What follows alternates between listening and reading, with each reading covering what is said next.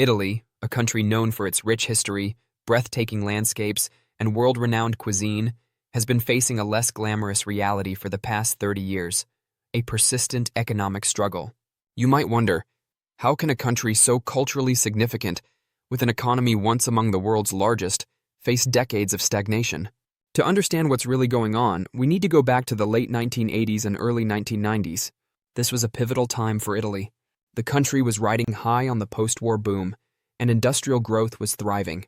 Cities like Milan became major financial centers, and Italy was a key player in Europe's economic rise.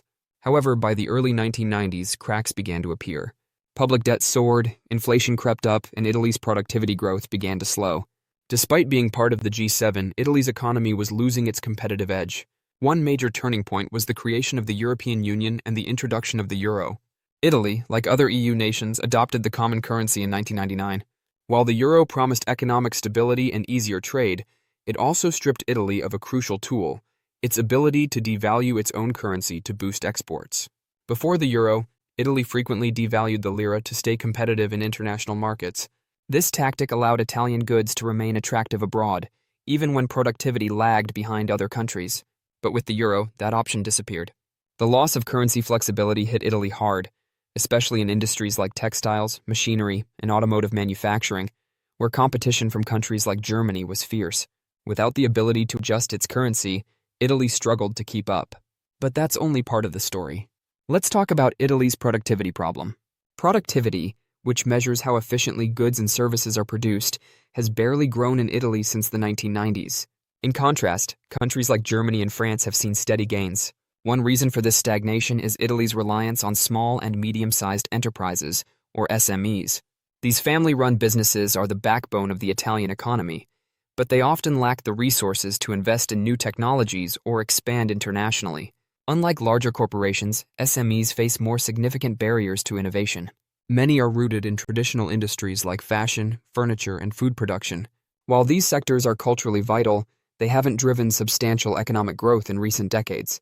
Another factor is bureaucracy. Italy is infamous for its complex and often inefficient regulatory system. Businesses must navigate a labyrinth of permits, licenses, and approvals, which slows down operations and discourages entrepreneurship. Corruption is another long-standing issue. Although efforts have been made to tackle it, corruption scandals and organized crime have historically plagued Italy's political and economic landscape. This has undermined trust in institutions and discouraged foreign investment. Now, you might be wondering, how does Italy's debt factor into all of this? Italy's public debt is one of the highest in the world, sitting at around 145% of its GDP in recent years. Managing such a massive debt load requires significant government spending on interest payments, leaving less room for investment in infrastructure, education, and innovation. Despite these challenges, Italy remains a country with enormous potential. It has a highly skilled workforce, world-class universities, and a thriving tourism industry. So why hasn't Italy been able to turn things around? Part of the answer lies in political instability. Since the end of World War II, Italy has seen over 60 different governments. Frequent changes in leadership have made it difficult to implement long-term economic reforms. Each new government brings different priorities, often leading to policy reversals. Let's take a moment to look at youth unemployment, one of Italy's most pressing issues. For years, youth unemployment rates have hovered around 30%. This means that nearly 1 in 3 young Italians struggle to find work, leading to a phenomenon known as brain drain. Brain drain occurs when talented individuals leave their home country in search of better opportunities abroad. For Italy, this has been a significant problem. Many young Italians move to countries like Germany, the UK, or the United States, where job prospects and salaries are better. This exodus of talent has long-term implications. When young, educated workers leave, the country loses a generation of potential innovators and entrepreneurs. This further exacerbates the productivity problem and stifles economic growth. Another issue worth examining is Italy's aging population. Like many developed countries, Italy is experiencing a demographic shift. The birth rate has been declining for decades, and life expectancy has increased. As a result, the population is aging rapidly. An aging population poses several economic challenges. First, it increases the burden on the pension system, as more people retire and fewer workers contribute. Second, it leads to higher healthcare costs, as older individuals typically require more medical care. To make matters worse, Italy's immigration policies have not been sufficient to offset the population decline. While other countries have used immigration to boost their labor force, Italy has struggled with integrating immigrants into its economy. Let's shift gears and talk about innovation. Innovation is a critical driver of economic growth, but Italy has lagged behind other advanced economies in this area. Investment in research and development, or R&D, has been relatively low. Without significant R&D spending, it's challenging for businesses to develop new products, improve processes, or adopt cutting-edge technologies. In contrast, countries like Germany and the United States invest heavily in innovation, giving their economies a competitive edge. Despite these struggles, there are bright spots in Italy's economy. The country remains a global leader in luxury goods, high-end fashion, and gourmet food. Brands like Gucci, Prada, and Ferrari continue to thrive and contribute significantly to exports. Tourism is another vital sector. Millions of visitors flock to Italy each year to experience its art, architecture, and natural beauty. Tourism generates billions of euros in revenue and supports millions of jobs. In recent years, there have been efforts to revive the economy. The Italian government has introduced reforms aimed at improving the business environment, reducing bureaucracy, and encouraging investment. For example, the government has launched initiatives to support startups and promote digital transformation. These efforts aim to foster a more innovative and dynamic economy, but progress has been slow. Italy has also received significant funding from the European Union, particularly through the Next Generation EU Recovery Plan. This plan provides financial support to EU member states to help them recover from the economic impact of the COVID-19 pandemic.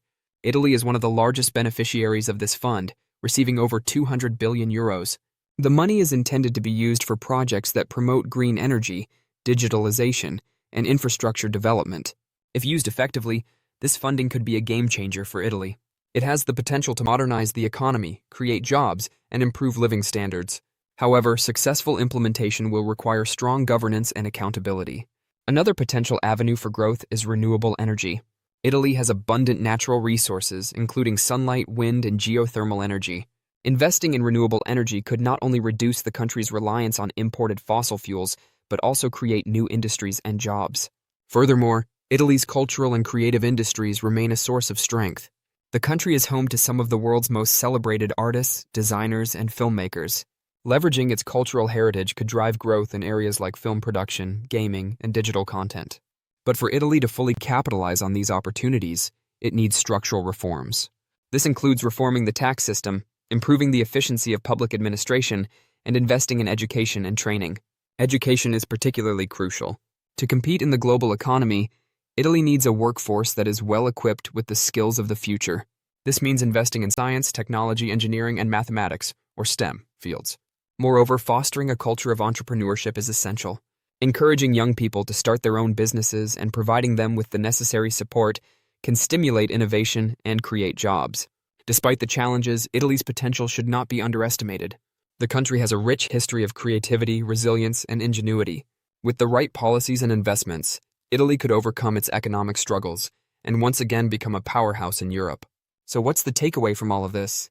Italy's 30-year economic struggle is not the result of a single issue, but rather a combination of factors: currency constraints, low productivity, political instability, and demographic challenges. While the road ahead won't be easy, there are reasons for optimism. Italy has the talent, the resources, and the cultural capital to succeed. The key will be implementing effective reforms and fostering an environment where businesses can thrive. The question remains, can Italy seize this opportunity and chart a new course for its economy? Only time will tell, but one thing is certain: the world is watching closely.